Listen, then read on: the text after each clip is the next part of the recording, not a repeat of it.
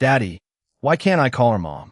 Sophie Hayes asked, and the question silenced a ballroom filled with people who believed money could explain everything. Daniel stopped halfway toward the exit. His 8-year-old daughter stood beneath the crystal chandeliers of Seattle's most exclusive charity gala, her small hand slipping from his as 300 guests watched. 20 feet away, Victoria Bennett looked nothing like the woman business magazines called America's Ice Queen. Her face had gone still. Her gray-green eyes were fixed on Sophie. "Sweetheart," Daniel said quietly, "we talked about this. But she takes me to school." Sophie's voice trembled. "She knows how I like my pancakes. She stays when I have bad dreams." Whispers moved through the room. Cameras turned. Victoria's fingers tightened around the edge of the table beside her. 6 weeks ago, Daniel had never been inside a billionaire's mansion. 6 weeks ago, Sophie had never heard Victoria Bennett's name. 6 weeks ago, this entire family had existed only on paper. Now Daniel could feel the folded contract inside his jacket like a weight against his chest. It contained signatures, rules, an expiration date, and a number large enough to change his daughter's future forever. $600,000. That was what Victoria Bennett had agreed to pay Daniel to become her husband. Not legally, not forever, just convincingly enough to survive the most important corporate battle of her career. The arrangement had been simple. Smile for photographs. Attends dîner. Stand beside her when the board was watching. Make one of America's wealthiest CEOs appear stable, grounded, untouchable. Daniel had accepted for Sophie's future, but he had made one rule clearer than all the others. His daughter would never become part of the lie. Yet Sophie was no longer looking at Victoria as part of anything false. "Sophie," Daniel whispered, "come here." She didn't move. Victoria finally stepped forward. Her silver-gray gown caught the warm light, but there was nothing glamorous about the fear in her expression. "It's okay," she said softly. Daniel looked at her. "No, it isn't." "Why?" Sophie asked. "Why isn't it okay? If I love her." No boardroom had ever prepared Victoria for that question. No attorney could answer it. No amount of money could make it disappear. Daniel glanced around the ballroom and saw Richard Caldwell near the stage, watching with the faint satisfaction of a man who knew the truth was about to become dangerous. Reporters were already whispering. Board members were exchanging looks. Tomorrow, perhaps even tonight, everyone would know Victoria's marriage was fake. But Daniel was suddenly more afraid of another truth. Sophie's feelings were not. "We're leaving," he said. Sophie's eyes filled. "Is Victoria coming?" Daniel had no answer. Victoria did. "I can't." Sophie stared at her, wounded by 2 simple words. Then she walked across the polished floor until she stood directly in front of Victoria. "Did you only pretend to love us?" Claire's silence seemed to swallow the music, the cameras, the entire room. Victoria slowly knelt before her. "No, sweetheart," she whispered. "That was the one thing I never pretended." Daniel's breath caught. Sophie reached for Victoria's hand, and somewhere behind them Caldwell began walking toward the microphone. The secret marriage was seconds away from being exposed, but the greater secret had already revealed itself. The little girl Daniel had sworn to protect had begun believing his fake wife was the mother her heart had been missing. 6 weeks earlier, Daniel Hayes was sitting in a glass conference room on the 58th floor of Bennett Global Headquarters, staring at a number he thought he had misunderstood. $600,000? He asked. Victoria Bennett sat across from him, perfectly composed in a charcoal suit, while Seattle disappeared behind a curtain of November rain. "Half when you sign, half when the agreement ends." Daniel looked down at the contract again. He was 39 years old, an aviation maintenance technician, a widowed father, and a man who calculated grocery bills before reaching the checkout line. $600,000 could pay off every debt he carried. It could secure Sophie's college fund. It could give his daughter the stability he had spent 4 years trying to rebuild. After losing his wife. Still, he pushed the contract across the table. "No, Victoria blinked. You haven't heard the full proposal. You want me to pretend to be your husband. For 6 weeks. That part wasn't confusing. Her attorney shifted near the window, but Victoria raised one hand, and he remained silent. My board votes on a leadership restructuring in 43 days, she explained. Richard Caldwell has spent months convincing several directors that I'm isolated, impulsive, and incapable of building anything outside this company. Daniel frowned. And having a husband changes your ability to run a corporation? Of course not. For the first time, irritation cracked her polished expression. But Caldwell understands appearances. Unfortunately, so does Wall Street. Daniel studied her.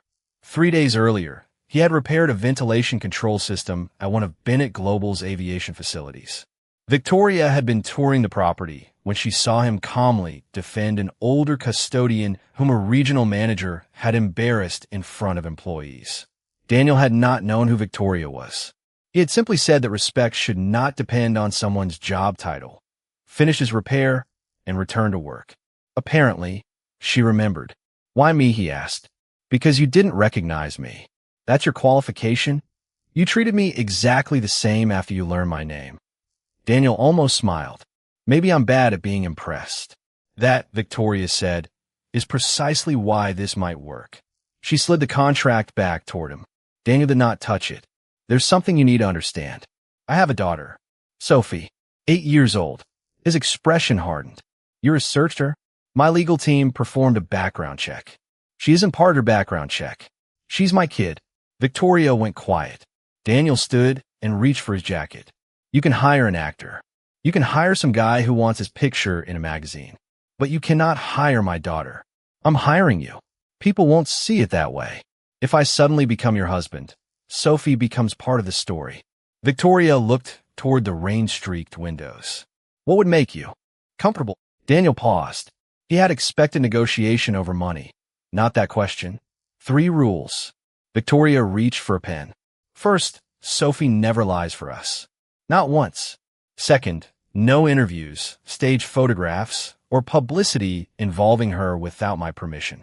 Third, when this ends, you don't disappear from her life without saying goodbye yourself. Victoria's pen stopped. Something changed behind her eyes. Why that one? Daniel's voice softened. Because she already knows what it feels like when someone she loves doesn't come home. The room became completely still. Victoria slowly signed beside the added conditions and turned the contract toward him. Daniel stared at the signature, then at the $600,000 printed above it. Finally, he signed. Victoria closed the folder. There is one more requirement. Daniel looked up. Of course there is. For the marriage to convince the board, you and Sophie will need to live at my house. For 6 weeks. For 6 weeks. Daniel exhaled slowly, unaware that 43 days later, leaving that house would become far harder than entering it. The first thing Sophie noticed about Victoria Bennett's house was that it did not sound like a home. Daddy, why is it so quiet? She whispered. Daniel carried 2 suitcases through the marble entryway, while morning light spilled through windows nearly 20 feet tall. Maybe rich people whisper, he said. Sophie considered that seriously. That sounds boring. A voice came from the staircase. It is. Victoria descended wearing dark slacks and a cream sweater instead of the tailored suit Daniel remembered. Sophie stared at her. Victoria stopped several feet away, suddenly looking less comfortable than she ever had in the conference room. Hello, Sophie. I had a room prepared for you. Sophie looked toward Daniel. Can I see it? Victoria nodded. Of course. Upstairs, Sophie discovered a bedroom large enough to swallow her old one twice, decorated with expensive furniture and carefully arranged stuffed animals. She walked around silently before touching a white teddy bear. Did you pick these? Victoria hesitated. My assistant did. Sophie put the bear back. Oh. One tiny word changed Victoria's expression. That afternoon, Daniel found her sitting at the kitchen island with a laptop open and a legal pad beside her. What is she actually like? Victoria asked. Ooh, Sophie. Daniel folded his arms. Why? Because apparently my assistant has terrible taste in stuffed animals. Daniel almost laughed. Dinosaurs. Space. Purple anything. Blueberry pancakes. She reads mystery books 2 grades above her level and hates peas with the passion of a revolutionary. Victoria wrote everything down. You're taking notes? I run a company. Notes are useful. She's 8, Victoria. Not an acquisition. Victoria slowly put down the pen. I know. Daniel heard something beneath the words and let the subject go. Their first public appearance came 2 days later at Bennett Global Headquarters. Victoria's communications team had selected a $6,000 designer suit for Daniel. He wore his own navy jacket instead. That suit was tailored specifically for you, Victoria said inside the executive elevator. Mine feats. Caldwell will notice. Caldwell sounds exhausting. Victoria looked at him, then unexpectedly laughed. When the elevator doors opened, the laughter vanished. Richard Caldwell was waiting beside several board members. His gaze moved from Victoria to Daniel, then down to Daniel's ordinary shoes. So, this is Daniel Hayes. Richard, Victoria said coolly. Caldwell extended his hand. I hear you work in aviation maintenance. That's right. Quite a transition. Hangars to executive floors. Daniel shook his hand calmly. Elevators help. One director coughed to hide a laugh. Caldwell's smile tightened. Later, during a private reception, he tried again. Victoria has spent 20 years building credibility, he said. I imagine entering her world overnight feels overwhelming. Daniel glanced around at the skyline, the polished glass, the people measuring one another by titles. It's a nice view. That's all. What else should I be overwhelmed by? Caldwell had no answer. Across the room, Victoria watched Daniel return to Sophie without a trace of triumph. He had not tried to prove he belonged. He simply refused to believe anyone else had the authority to decide. That evening, back at the house, Daniel tucked Sophie into bed while Victoria paused outside the doorway. Good night, Peanut. Night, Daddy. Daniel kissed her forehead and stood. Sophie looked past him. Victoria. Victoria froze. Yes. Sophie lifted the white teddy bear from beside her pillow. A purple ribbon had appeared around its neck that afternoon. Did you do this? Victoria nodded. I thought purple might help. Sophie smiled. It did. Daniel watched something soften in Victoria's face. Then Sophie pulled back the blanket and patted the empty edge of the bed. You can stay until I fall asleep if you want. Victoria looked at Daniel for permission. He gave a small nod. She sat carefully beside Sophie, still uncertain what to do with her hands. 5 minutes later, Sophie was asleep with her fingers loosely wrapped around Victoria's. Daniel stood silently in the hallway, realizing the most dangerous part of their fake marriage had already begun. Victoria was no longer treating his daughter like part of the arrangement. By the end of the second week, Daniel had learned that Richard Caldwell never insulted anyone directly when a room full of wealthy people could do the work for him. The Bennett Global Board dinner was held at a private club overlooking Elliott Bay, where crystal glasses caught the amber light, and every table seemed designed to remind Daniel that he had entered someone else's world. Daniel, Caldwell said as Victoria approached with him, I'm surprised you came. Daniel adjusted the cuff of his navy jacket. Victoria invited me. Of course she did. Caldwell smiled toward 2 directors beside him. I simply assumed these events might feel a little unfamiliar after spending your days around aircraft hangars. They are. Overwhelming. Daniel glanced across the room. Mostly quieter. One director smiled. Caldwell did not. Victoria touched Daniel's arm. The gesture intended for anyone watching, but Daniel noticed her fingers were cold. Dinner began smoothly until Caldwell redirected the conversation toward Victoria's proposed $42 million modernization of Bennett Global's aviation maintenance facilities. An unnecessary expense, he announced. Our current systems function perfectly well. Victoria placed down her fork. They function because technicians are keeping obsolete equipment alive. And yet, Caldwell replied, you want shareholders to believe replacing working systems demonstrates discipline. Daniel remained silent. This was Victoria's fight. Then Caldwell looked directly at him. Perhaps our resident maintenance expert has an opinion. Several people chuckled. Victoria's expression hardened. Richard, what? Daniel understands machinery. Surely he can explain why we should spend $42 million replacing equipment that still turns on. Daniel wiped his hands with his napkin and looked toward the financial summary projected on the wall. What's the average age of the cooling systems? Caldwell blinked. Excuse me. The cooling systems supporting the primary maintenance facilities. Victoria's operations director answered. 21 years. Manufacturer support? Ending next year. Daniel nodded. Parts availability? Another pause. Declining. Caldwell leaned back. And your point? Daniel's voice stayed calm. You're calculating replacement cost. You're not calculating downtime. The room quieted. If one critical system fails during peak operations, technicians lose productive hours, flights get delayed, contracts get disrupted, and emergency repairs cost more than scheduled upgrades. If multiple facilities fail within the same quarter, $42 million starts looking less like an expense and more like insurance. Victoria's chief financial officer slowly looked down at his tablet. He's right. Caldwell's smile disappeared. Daniel did not celebrate. He simply picked up his water glass. You asked. Later, near the windows, Victoria found him watching ferries cross the dark water. You could have embarrassed him. Wasn't necessary. He was trying to embarrass you. Daniel shrugged. That's his problem. Victoria studied him. People in my world don't usually let things go. Maybe that's why everyone looks tired. She laughed quietly. Then Caldwell's voice came from behind them. Enjoy the performance while it lasts, Victoria. Daniel turned. Caldwell's eyes settled on him. Some people belong in rooms like this. Others are invited temporarily. Daniel's expression never changed. Respect doesn't become more valuable because the carpet is expensive. Caldwell's jaw tightened. Daniel continued. And Victoria doesn't need me to make her powerful. She was powerful before I walked in. Silence gathered around them.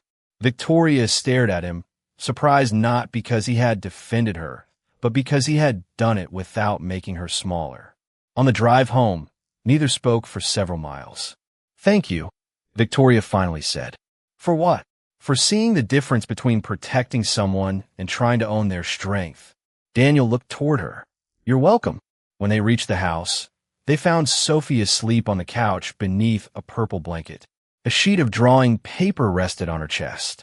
Daniel lifted it carefully. 3 figures stood beneath a yellow sun. One was labeled Daddy. One was Sophie.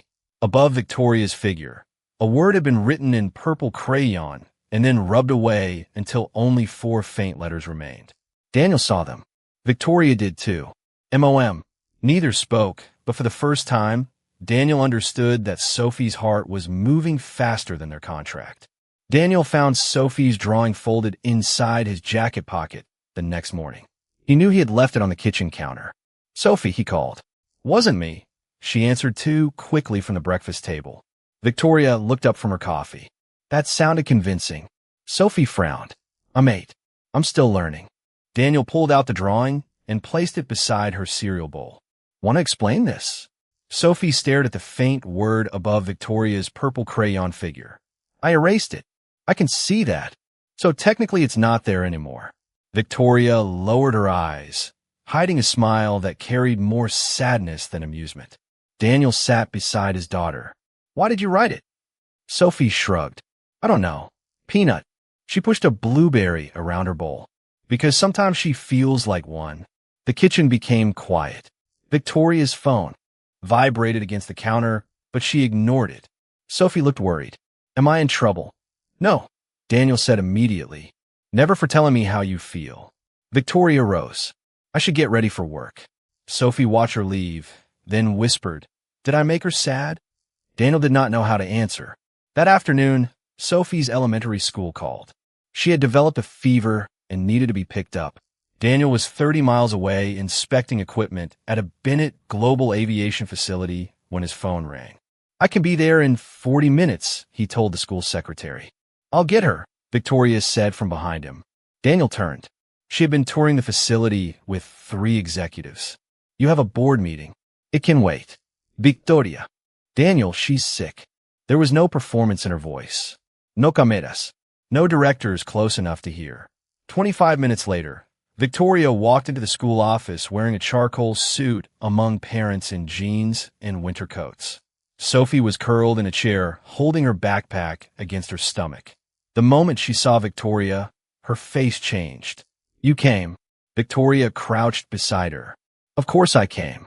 Back at the house, Sophie's temperature reached 102 degrees. Daniel arrived to find Victoria sitting beside her on the couch, holding a cool washcloth against her forehead while an untouched laptop rested on the coffee table. The board, he asked. Rescheduled. For a fever? Victoria looked at him. For Sophie. 3 words. Nothing more. Hours passed beneath the soft sound of Seattle rain. Victoria made soup badly. Daniel remade it quietly. Sophie refused both and asked for crackers. By evening, her fever began dropping. Can you read to me? Sophie asked Victoria. Your Fox mystery? You do the voices wrong. Victoria raised an eyebrow. That seems like a reason not to ask me. It's funny. Victoria opened the book. Daniel stood in the doorway listening as America's most intimidating CEO attempted a ridiculous detective voice for a cartoon fox. Sophie laughed weakly beneath her blanket. Later, when the house had gone still, Daniel found Victoria asleep in the chair beside Sophie's bed, one hand resting near the child's pillow. He gently placed a blanket over her shoulders. Victoria opened her eyes. What time is it? Almost midnight. She immediately looked towards Sophie. Her fever, down to 99. Victoria exhaled. Good. Daniel studied her. You didn't have to stay.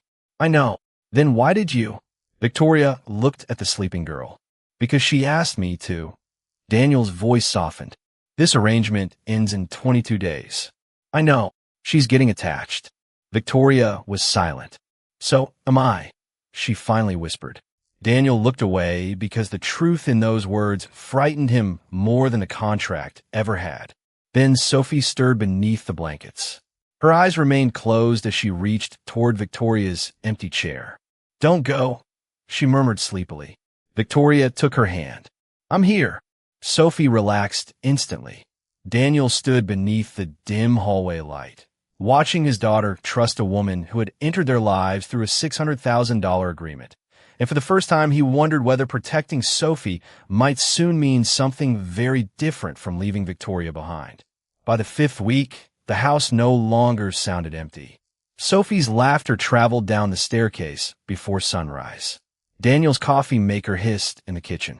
Victoria's heels, once the first sound anyone heard each morning, were increasingly replaced by sneakers because Sophie had decided expensive shoes were terrible for school drop-off. You're doing it wrong, Sophie announced one Saturday as Victoria poured pancake batter onto the griddle. I run 17 divisions. None of them make pancakes. Daniel nearly spilled his coffee. Victoria pointed the spatula at him. Not one word. Wouldn't dream of it. The pancake came out shaped like Texas after a hurricane. Sophie examined it. I'll eat it. Thank you. But daddies are better. There goes your inheritance. Sophie giggled. Daniel looked toward Victoria. She was smiling without calculation, wearing an old University of Washington sweatshirt, flower on one sleeve, her hair tied loosely behind her head. No photographers were there. No board members. No reason to perform. That was what frightened him. Their best moments were happening when nobody needed convincing. On Monday, Victoria picked Sophie up from school because Daniel's shift ran late. On Tuesday, Daniel repaired a cabinet door, while Victoria helped Sophie build a model of the solar system. On Wednesday, they ate takeout pizza on the living room floor because Sophie declared the dining room too fancy for pepperoni. By Thursday, Daniel realized he had stopped counting the days until the contract ended. Victoria had not. 12 remained. That evening, Sophie fell asleep halfway through a movie, her head resting against Victoria's shoulder and her sock-covered feet across Daniel's lap. The television painted soft blue light across the room. Her school presentation is next Friday, Victoria whispered. Daniel nodded.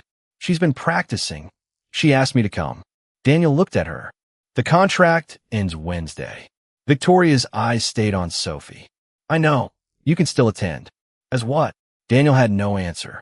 Victoria carefully brushed a strand of hair from Sophie's forehead. That's the problem, isn't it? She's attached to you, and you think I'm not attached to her. I think you're an adult. Victoria turned toward him. Meaning you understand endings. Sophie doesn't. She understands them better than either of us. The words landed hard. Daniel's expression tightened. Victoria immediately softened. I'm sorry. No, you're right. He looked down at his daughter. That's exactly why I'm scared. Victoria was silent for several seconds. Are you scared for her? Daniel met her eyes. Don't. Or for you. Victoria. Because I'm scared too. The room became very quiet. This stopped feeling like work weeks ago, she continued. I keep scheduling meetings around school pickup. I know which cereal she refuses to eat and which nightlight she wants when it rains. I know you take your coffee black until you're tired, then you add sugar and pretend you didn't. Daniel almost smiled but couldn't. That doesn't change what happens Wednesday. Maybe Wednesday doesn't have to mean what we thought. Before he could answer, Sophie stirred. Are you arguing? No, Daniel said. Good. Her eyes remained closed. Families shouldn't argue on movie night. Daniel and Victoria froze. Sophie settled deeper against Victoria and returned to sleep as if she had said nothing unusual. Later, after Daniel carried her upstairs, Victoria stood alone in her office with the contract open before her. She read the termination clause twice. Then she took a pen, crossed through the expiration date, and wrote beside it, continuation only by mutual choice, no compensation. She signed beneath the amendment, leaving the second signature line empty. For the first time since hiring Daniel Hayes, Victoria was preparing to ask him for something her billions could not purchase, to stay because he wanted to. The contract was supposed to expire in 9 days. Instead, at 8:14 Monday morning, Richard Caldwell placed a copy of it on the boardroom table. $600,000, he said. Victoria stood at the far end of the room, her expression perfectly controlled. Daniel had been called upstairs from the aviation division without explanation. Now he stared at photocopies spread before 12 directors. His signature, Victoria's signature, the payment schedule, the 6-week arrangement. Where did you get this? Victoria asked. Caldwell smiled. Does that make it less authentic? It makes it confidential. So you admit it's real. Silence settled beneath the fluorescent lights. Daniel looked through the glass wall toward the hallway. Sophie was sitting with Victoria's assistant, working on note cards for her school presentation.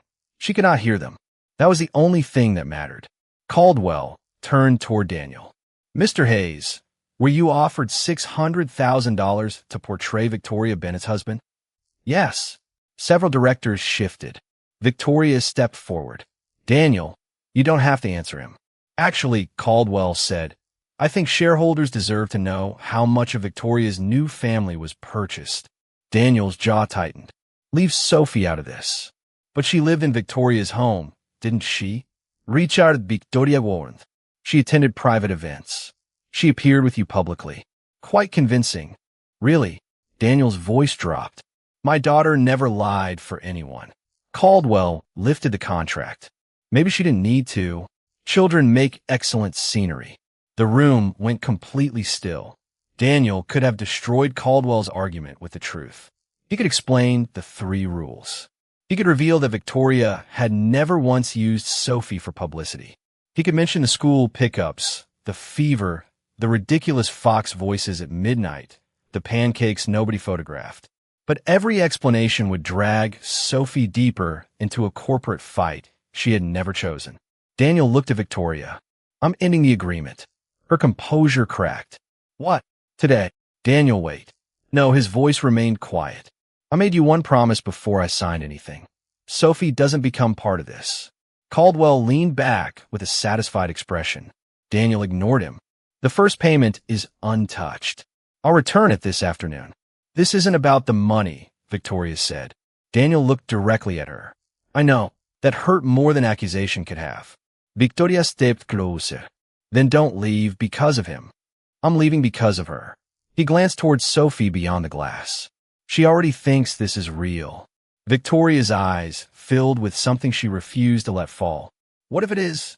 Daniel froze. Caldwell stopped smiling. Victoria, no. She looked at Daniel. I changed the termination clause last night. No payment. No obligation.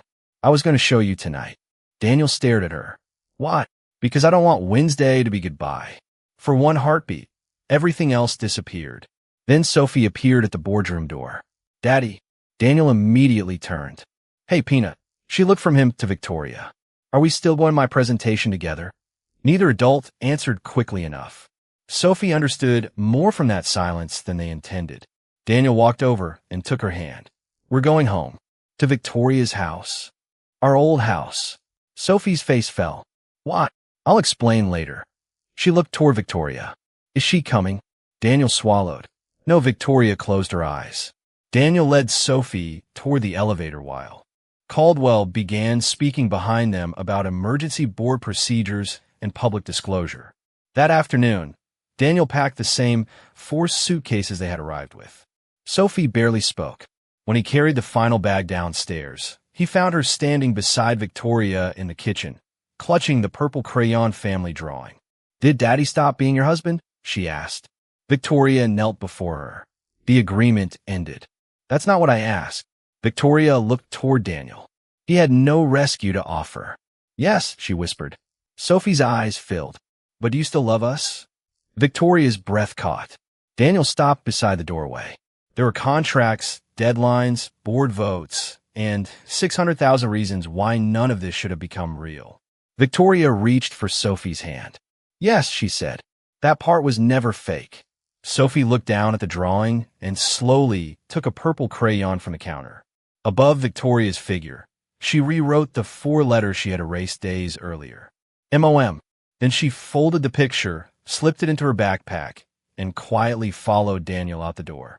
The Whitmore Foundation Gala arrived 4 days later, but Daniel had no intention of walking through its doors.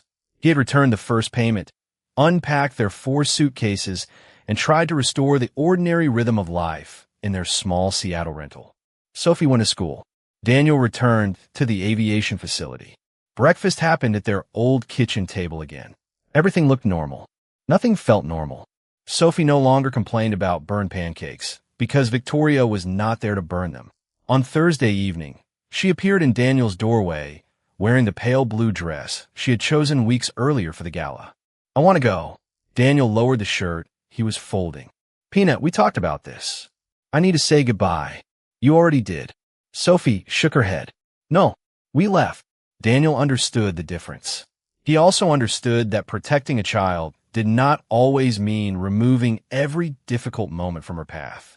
Sometimes dignity meant allowing a proper goodbye. 2 hours later, they entered the ballroom beneath crystal, chandeliers, and the low murmur of nearly 300 guests.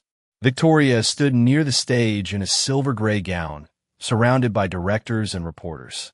The moment she saw them, her carefully controlled expression disappeared. You came, she whispered when they reached her. Daniel looked down at Sophie. She asked. Before Victoria could answer, Richard Caldwell stepped to the microphone. Tonight was intended to celebrate integrity, he announced. Daniel felt the room change. Screens behind the stage illuminated with copies of the contract. 6 weeks. $600,000. 2 signatures. Whispers spread immediately. Victoria's face hardened. Richard, don't. The shareholders deserve transparency. Cameras turned toward Daniel. Mr. Hayes, a reporter called. Were you paid to pretend to be Ms. Bennett's husband? Daniel reached for Sophie's hand. We're leaving. Victoria stepped forward. Daniel, please. This is exactly what I was trying to prevent. Caldwell's voice followed them. Running away won't make the arrangement real. Daniel stopped but did not turn around. No, he said quietly. Money couldn't make it real either. He began walking again. Sophie took 3 steps with him, then stopped. Daddy, come on, sweetheart. She slipped her hand from his. Daniel turned. Sophie was looking at Victoria. Tears filled the little girl's eyes. Don't call her Mom, sweetheart, Daniel whispered, realizing what she was about to say. Sophie looked at him with the painful certainty only a child could carry. But Daddy, why can't I call her Mom? The ballroom fell silent. Victoria froze. She takes me to school, Sophie continued. She stayed when I was sick. She knows I hate peas. She read my Fox book wrong, but she keeps trying. A few guests lowered their phones. Sophie, Daniel said gently, she makes you smile when you think I'm not watching. Victoria covered her mouth. Sophie suddenly ran across the polished floor and wrapped both arms around her. Mom, she whispered. Victoria's eyes closed. Mom, please don't let Daddy leave. No one moved. No one laughed. Caldwell stood beside the microphone with nothing left to say. Victoria knelt and held Sophie close. I'm not really your mother, she whispered. Sophie pulled back. I know. Then why call me that? Sophie wiped her cheek. Because you feel like home. Victoria looked across the room at Daniel. Then she stood, walked to the table where the original contract rested, and lifted it before the board. Daniel Hayes never sold me his daughter's affection, she said. And he never sold me his love. I hired him because I thought appearances could protect my company.